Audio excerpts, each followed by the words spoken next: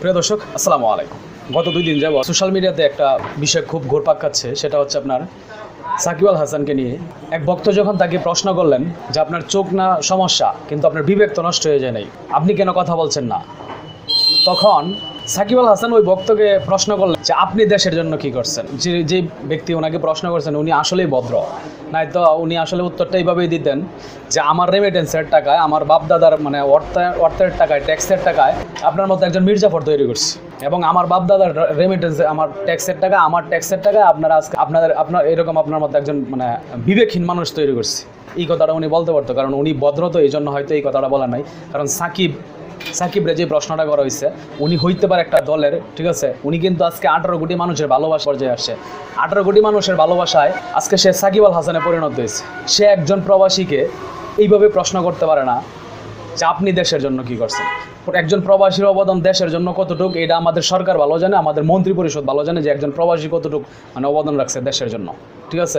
এটা সাকিবের পক্ষে বোঝা সম্ভব না। কেন বোঝা সম্ভব না? কারণ সাকিব এই প্রবাসীদের ট্যাক্সের টাকা, ওই বাংলাদেশে মানে জনগণের ট্যাক্সের টাকায় বেতন নিয়ে পাজারো গাড়িতে ঘুরা, তার পক্ষে আসলে বোঝা সম্ভব না যে একজন প্রবাসী তার দেশের জন্য কি করছেন। এক।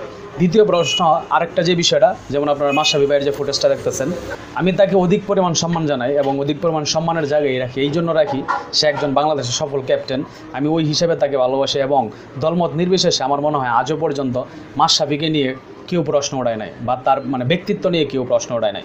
আজকে এই দিনে আইসা সাকিব আল হাসানের মানে মাশরাফি ভাইয়ের মুখে যখন আপনার মানে এই ধরনের এইভাবে জুতা নিক্ষেপ করা হইতেছে, তখন এটা মনে হচ্ছে বাংলাদেশের ক্রিকেট ফ্যান যারা আছে তাদের প্রত্যেকের মুখে জুতা নিক্ষেপ, এবং এই জুতা নিক্ষেপটা মাশরাফি নিজে তৈরি করে দিয়েছে বাংলাদেশের জাতির মুখে মানে আপনার জুতা নিক্ষেপ করার জন্য।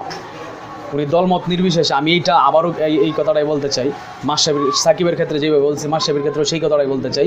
মাশরাফি আজকে যেই জায়গায় আছেন, মাশরাফির আজকে মানে নেতৃত্ব বলেন, মাশরাফির আজকে মানে আপনার ক্যাপ্টেন্সি বলেন, যা কিছু বলেন সব কিছু কিন্তু তার ভালো মানে জনগণের ভালোবাসায় কিন্তু সে আজকে এই পর্যায়ে আসছে, ঠিক আছে। কিন্তু মাশরাফি চাইলেই কিন্তু পারতো একটা মানে সাধারণ একটা স্ট্যাটাস দিয়ে ছাত্রদের পক্ষে মানে দাঁড়াইতে।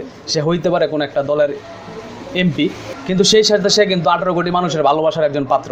তো ওই হিসেবে কিন্তু সে পারতো সাধারণ ছাত্রদের পক্ষে জাস্ট একটা স্ট্যাটাস দিয়া, ওনার রাস্তায় নামার দরকার ছিল না, শুধুমাত্র উনি একটা স্ট্যাটাস দিয়েও কিন্তু সীমাবদ্ধ থাকতে পারতেন। তারপরেও ছাত্ররা আজকে এই ক্ষোভ প্রকাশ করতো না মাশরাফির উপরে যেভাবে মানে জুতা নিক্ষেপ করা হয়েছে, এটা আসলে কোনোভাবেই মানে কাম্য ছিল না। বা আমরা আর বাংলাদেশে 18 কোটি মানুষ কেউ ভাবে নাই যে আজকে এই পর্যায়ে এসে মাশরাফি এই ধরনের লাঞ্ছিত হবে, কিন্তু লাঞ্ছিত হওয়ার জন্য মাশরাফি নিজেই এই রাস্তাটা তৈরি করে দিচ্ছে। বলার মতো কোনো ভাষা নাই।